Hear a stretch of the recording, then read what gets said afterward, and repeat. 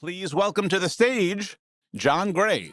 You can build with Blackstone, invest in our funds, not just in fixed income. I really think you're missing out. Good morning, everybody. I love that song. It's from our holiday video. I love this event. And like Vic, I cannot thank you enough for making the trip to be here with us. Now, I spent a lot of time thinking about what I should open up with this view from the top. And what I concluded was I should talk about my running videos. Start with the first one in Sydney and then go around the globe because I thought you guys would really appreciate some behind-the-scene insights. But when I described that to Vic, he didn't think that was such a good idea. So instead, we're going to focus on 5 simple questions here. The first one is, how is Blackstone doing? Secondly, talk about the economy and the investment environment. Then the main thing. I'm not going to give it away, but it's 2 letters. You may guess it. Fourth, alternatives, something that is near and dear to our hearts. And finally, since Vic said we have $24 trillion in the room, it's probably a good idea to talk about some places to invest. So, how is Blackstone doing? As Vic said, we can't talk about Blackstone without talking about Wesley. What happened on July 28th was just awful beyond. She was an amazing woman. She was a great family person. She was a great friend, a colleague, and especially wonderful mentor to so many young people, particularly young women in finance. We're going to miss her a ton, and as Vic said, we're definitely going to honor her legacy. Speaking of legacy, it is 40 years for Blackstone. It was founded by these 2 visionaries, Pete Peterson, who passed in 2018, and Steve, who many of you heard from last night and had to go to the UK at the request of President Trump and Prime Minister Starmer. These guys had the idea that they were going to build a different kind of financial services company dedicated to delivering for customers. They started with just $400,000, and of course, that has become something much larger. $225 billion market cap and $1.2 trillion of assets under management, the largest alternative asset manager in the world. How did this happen? Well, I'll just hit on a couple things. Obviously, the most important, our North Star, a relentless focus on returns. These are all our major strategies here. Since the first one in corporate private equity in 1987, these are the net returns we've produced over time through good times and bad times. This is what it's all about. We have to earn your trust each and every day. We have to deliver for you. This is why we spend so much time on our due diligence, the rigor in our investment committee process. It's why I spend my weekends reading investment committee memos, as do many of my partners. This is what it's all about. The second thing is the entrepreneurial spirit of this place. Steve really puts it into the DNA, this idea that we can do more. We can do it in more places, in more sectors. We started with 1 office in the United States. Today, of course, 27 offices around the globe. We started with 1 strategy, corporate private equity. Today, we have more than 80 strategies. And we're constantly looking for new places to deploy capital. Where are there interesting areas to invest? We're going to talk about a bunch of those today. We're trying to look forward. How can we continue to deliver for all of you? Third thing, the advantage of scale. I often get asked, isn't being so big a negative? And I would tell you that our greatest advantage comes from our scale. The idea that we have this enormous portfolio of real estate and companies and infrastructure and the insights we get from that. If you think about investing as pattern recognition, connecting dots, we get more dots than anybody around inflation and the economy, and we're going to share some of that. And then, of course, around the big mega trends that are driving the future. And we look to this portfolio constantly to think about how we can best deploy capital. The other advantage I'd mention on scale is our ability to do very large transactions. So here you have 6 deals we did in the last year across the firm, everything from data centers in Asia to my favorite fast food chain in Jersey Mike's. The commonality across this is that we did not need to call another sponsor. Because of the capital you entrust us with and because of co-investment, we're able to do these transactions, which is a huge competitive advantage. And speaking of co-invest, we know how important it is to you. We did $11 billion in 2024. In the first half of the year, it was up threefold. We recognize this is key to the people in this room. We will continue to deliver co-invest at scale. Final thing on Blackstone, our commitment to culture.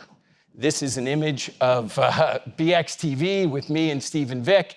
Every Monday, we do an internal Zoom call for all our professionals around the globe. We talk about what we see in markets, where are interesting places to invest, funds we're raising. We want everyone to know what we're doing. We also have a photo contest. We show people climbing mountains and running marathons, having babies, getting married. We understand that ultimately our business is about our people, and what connects them is the culture of this firm. And we're very proud of what that has produced.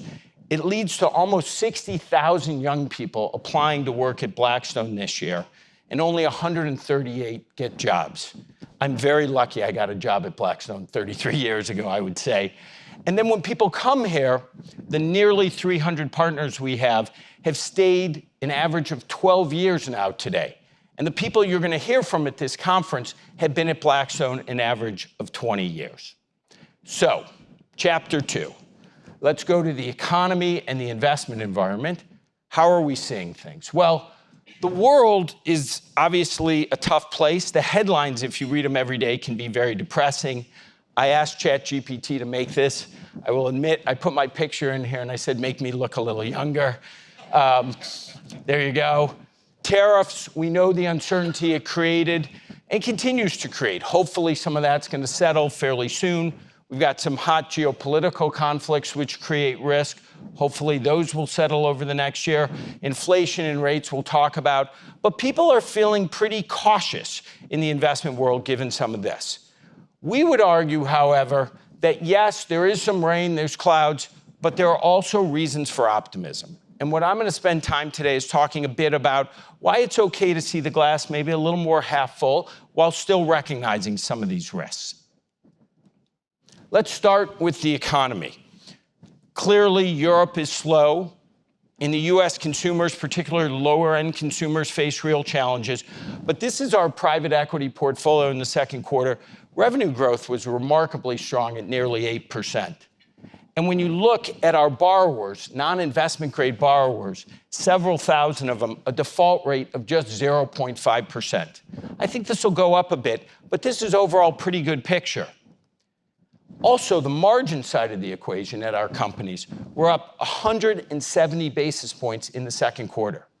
When you have rising sales, rising margins, that is not a formula for a recession. Third thing, inflation. Inflation is cooling around the globe.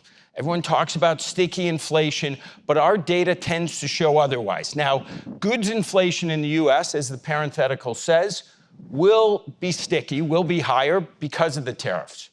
But if you look at the headline CPI that came out last week, embedded in it is rental housing costs at 3.6%. That is very different than what we see as the largest owner of rental housing in the United States. By the way, this is the biggest category, 35% of CPI. We would say that BX-derived shelter costs from our portfolio are a little over 2%, which puts CPI reality at 2.4%, much closer to the Fed's target. Now, it's not just rental housing costs, it's also the labor market. So every quarter, we do a survey. We say to our CEOs, what are the things that are keeping you up at night? Is it tariffs, technology? And if you went back to Q1 of 22, the number one thing they said was how hard it was to hire people. When we asked that same question last quarter, that had dropped to number 9. So something is happening here in the labor market. And we see it now in our numbers. I would tell you our numbers are often 6 to 12 months ahead of what you see in the government data, but these are our heads of human resources at our US companies. 4.6% wage growth a year ago. which has dropped below 3% for the first time in the post-COVID period. If I was a Fed governor, this is very encouraging when you think about inflation. Now, also, cost of capital, so important. And as inflation comes down, so should rates. In Canada and Europe, they've obviously moved much quicker. In the US, we were on the path down. The Fed paused, given Liberation Day, wanted to see the impact of tariffs. I think we all know at 2 p.m. this number is going to go down by 25 basis points. But we would argue if these inflation trends continue, we'll continue to see costs of capital come down. That's good for businesses, it's good for consumers, and it's good for us as investors because the present value of cash flows are worth more.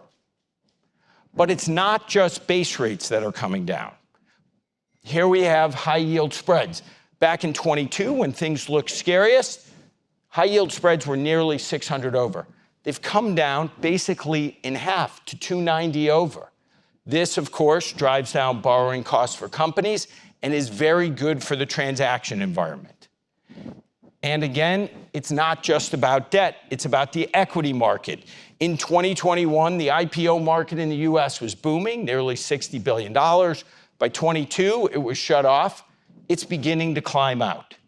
And at Blackstone, we've done 3 IPOs in the last couple months. Last week, we did our first US IPO since 2021. I would expect you'll see more.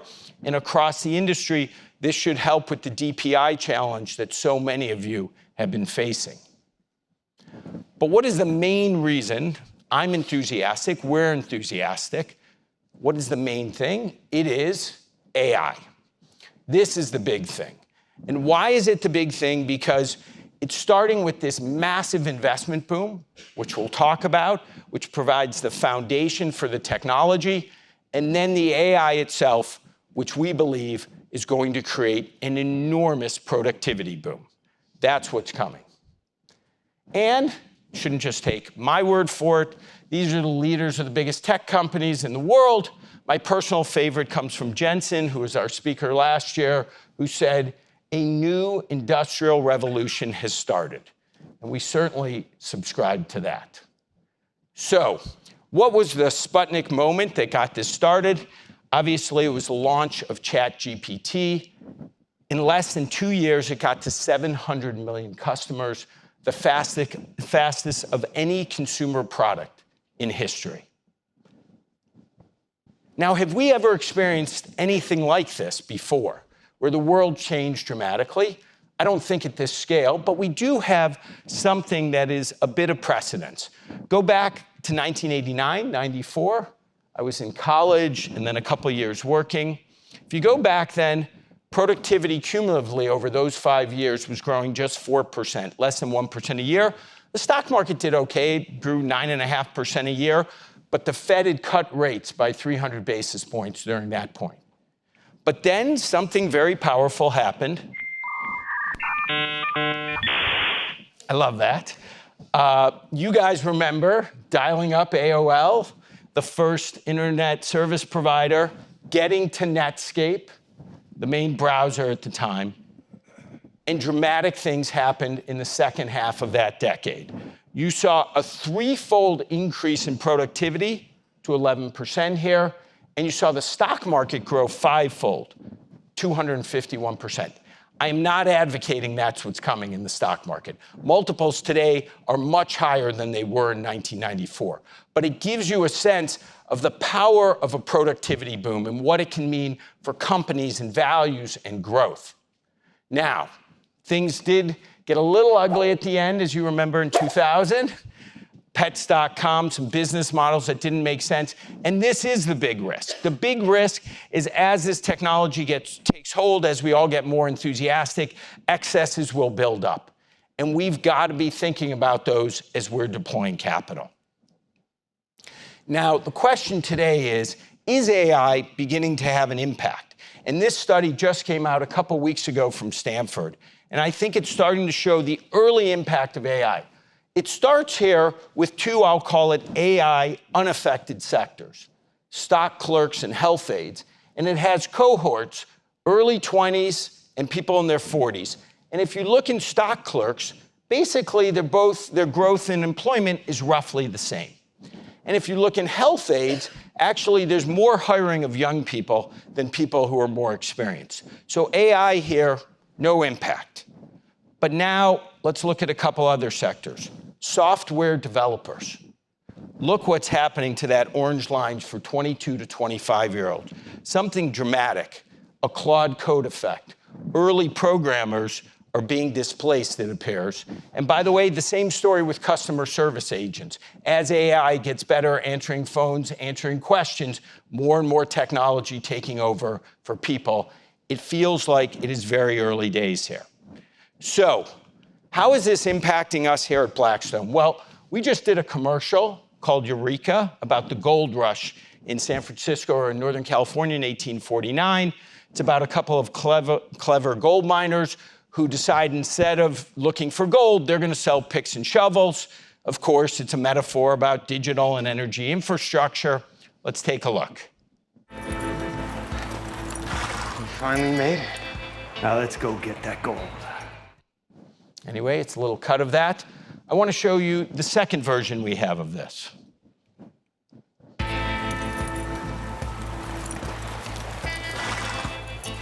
We finally made it. Let's go get that gold. Now, what's the difference between these two ads?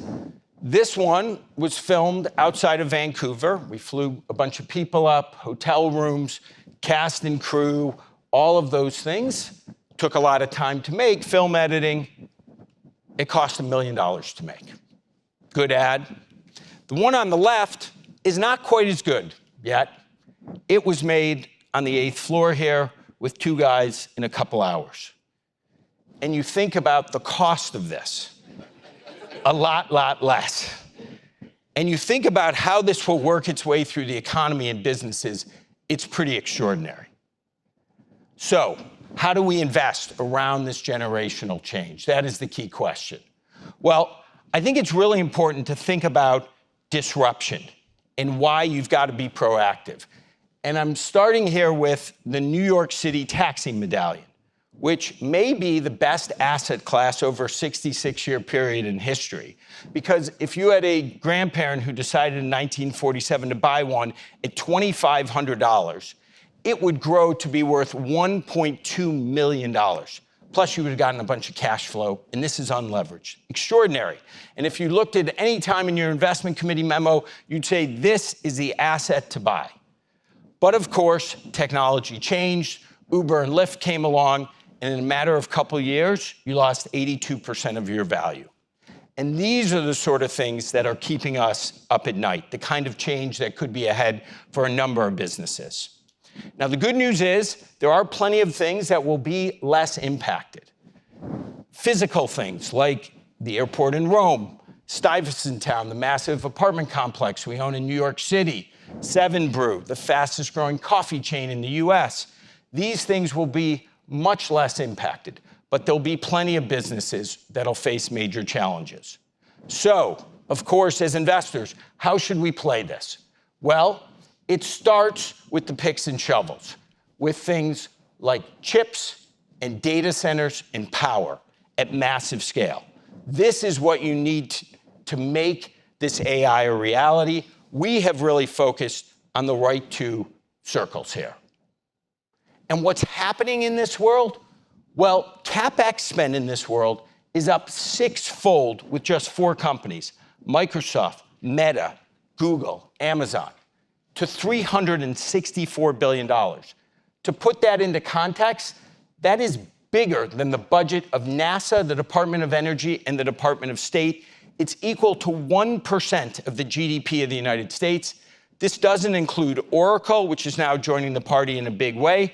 These numbers are going to be even bigger next year. The scale of this is hard to fathom. Next up, how is the U.S., how are we playing this in the US and around the world? With QTS, we have seen a 10-fold increase in this company that we bought in 2021. It's grown from a $10 billion company to a $70 billion company. Pretty extraordinary. It's not just data centers, of course, it's power. I stole this graph from Sean Klimczak. Over 25 years, power demand in the US was basically flat. Now it's projected to be up 40%. Why? Data centers, reindustrialization, autonomous vehicles, robots. My guess is this curve will be even steeper. We believe this is so powerful. We go back to the iconic 1967 film, The Graduate. You may remember this. This is Benjamin Braddock, AKA Dustin Hoffman, getting some advice from Mr. McGuire. I just want to say one word to you. Just one word. Yes, sir. Are you listening? Yes, I am. Power. Okay, I think you know he didn't say power. He said plastics. But if you have young college graduates, I would tell them power is the way to go. How are we playing this at Blackstone? Well, across the entire spectrum. Data centers in the US, Europe, and Asia. All sorts of infrastructure around that. We've given billions of dollars to companies like CoreWeave. Renewable energy, generation and storage, transmission, utilities, one of the most boring businesses of all time, is now a growth sector. And electrical equipment. David Foley will talk about this. As you build out the grid, lots of companies are going to need to grow and invest. Same thing with utility services. Lots of ways to play picks and shovels. The one other area that I want to stop on for a sec is what I'll call rules-based businesses. The marbles come down. Are they white, orange, gray, you name it? There's lots of opportunities with these type of companies. What do I mean by that? Healthcare claims processing, the technology, bringing AI to a company like AGS Health that we recently acquired. Same story with accounting, the ultimate rules-based business, Citrin Cooperman. You can take these legacy businesses and transform them. And then invest in some of the application software as well. We invested in a company called Norm AI, which is going to make marketing compliance so much more efficient. More and more of our investing is going to be guided in areas like this. Chapter 4, the outlook for alternatives. Well, you guys all know that this is a business that has grown a ton. It was $3 trillion in 2010. It's $13 trillion today. And of course, the question, why have they grown? Why do alternatives continue to grow? Well, it goes back to the North Star from the beginning. It's all about returns. These are endowments and foundations over the last decade in the US. Those who are less than 10% allocated to alternatives underperform those more than 30% allocated by 270 basis points a year. So much of this has happened because of the strength of private equity, the ability to pick the right management teams, incentivize them, add value to companies, optimize capital structures. This has been the key. But I often get the question, why is private credit having the same dynamic? Why are more people? Can't banks have a lower cost of capital? And here, what I'd say is, let's go to the farmer. The farmer starts with his product, his corn in his barn, sells it to a distributor, who sells it to the supermarket, finally makes its way to our table. This is very similar in public credit, particularly in asset-based credit, where a borrower goes to a bank, who then does a securitization or CLO, and ultimately it makes it to your portfolio with lots of economics gone. What is private credit all about? Private credit is about you having privity basically with the borrower, with our help. It is farm to table. And there's no surprise why we have generated almost 200 basis points of incremental spread in private investment grade credit over the last 18 months with Gilles and his team. So even as rates and spreads tighten, that gap we think will continue to persist. There'll definitely be a gap because of this cost differential. The other reason why private credit is going to grow a lot is because it's moving beyond its roots from direct lending, from non-investment grade corporate credit to the real economy, to aviation, credit cards, NAV lending, digital and energy infrastructure. This is an enormous market where private credit will again have a meaningful competitive advantage and grow quite significantly. Now, another question I get is alternatives have grown so much, isn't there a risk that it's just too big? Well, I would point out at $13 trillion today, the entire industry is equal to 4 public companies in the United States. And When you think about the aggregate market that we can go after, public equities, corporate and asset-backed credit, commercial, residential real estate, infrastructure, it is a very big $300 trillion world. So I still think there's plenty of room for this space to grow. One other area that's been getting a lot of focus. We've been investing in the wealth business for a long time. Now there's a lot of talk about 401k. What's happening here? How's this going to affect things? If you look at the defined benefits world, the pension plans many of you work at, in the US, it's a $12 trillion industry, about 1/3 allocated to privates. If you look at defined contribution plans, which are also 12 trillion and growing faster because obviously there are fewer defined benefit plans these days, it's only 1%. So yes, our expectation is this will grow, but it's definitely going to take time. It's not going to happen overnight. And I would just point out, we have seen transformations, we've seen evolutions of capital before in our industry. If you went back to BCP1 in 1987, our first private equity fund, 85% of the capital came from insurance companies, corporate pensions, and banks. By the time we got to the $21 billion BCP9 here in 2025, that number had dropped to 16%. Pension plans and sovereign wealth funds emerged. I do not think we're going to have this kind of change in the sources of our capital, but it just speaks to the fact as alternatives grow, there are new sources of capital that emerge, and there are plenty of things we believe to invest in. Okay, what are some good places to invest in? We're going to talk about this much of the day today. The first stop I've got is commercial real estate. It's been 3.5 very tough years for commercial real estate, but now this good dynamic has taken over, which is new supply has declined by nearly 70%, in this case in US logistics, but it's really happening around the world. Cost of capital is coming down, assets have been repriced. This is the time you want to be an investor in commercial real estate. Next stop, secondaries. Another industry that has grown a ton, from $23 billion to $200 billion over the last 15 years. Again, the concern, has this gotten too big? But I would point out, it's just 1.5% of outstanding AUM that is trading hands. That compares to 100% of the stock market by value that trades hands. That's why we believe the discounts in secondaries will continue to persist. Third stop, leaving the United States here. India. This is the G10, clearly the fastest growing country. There's been some, obviously, tension geopolitically recently, but this is a country that is investing massively in physical infrastructure, legal, capital markets infrastructure. There is a rising middle class here. This is a place we particularly like. And it's not just India in Asia, it's Japan. But the story in Japan is not about growth. It's a story about trapped value. It's about activism showing up here in a big way, the government embracing return on capital, investment over savings. We bought in Tokyo a super luxury real estate complex that was owned by a railroad company, a $2.6 billion complex.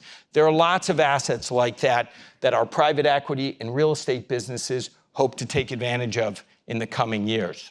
Some other interesting areas to quickly hit on. Regional banks. There are, in the United States, more than 4,000 banks. Now, with a more favorable regulatory environment, we believe we'll see more consolidation in that space. Lots of private credit opportunities. We've been buying a lot of real estate debt from regional banks. Second spot, life sciences. Why is this exciting? Well, AI is going to accelerate innovation, but trials, phase 3 trials cost tons and tons of money. The big pharma companies, the small life science companies, they don't have the capital, and there are just not that many people with the expertise. You'll hear about this from Nick today.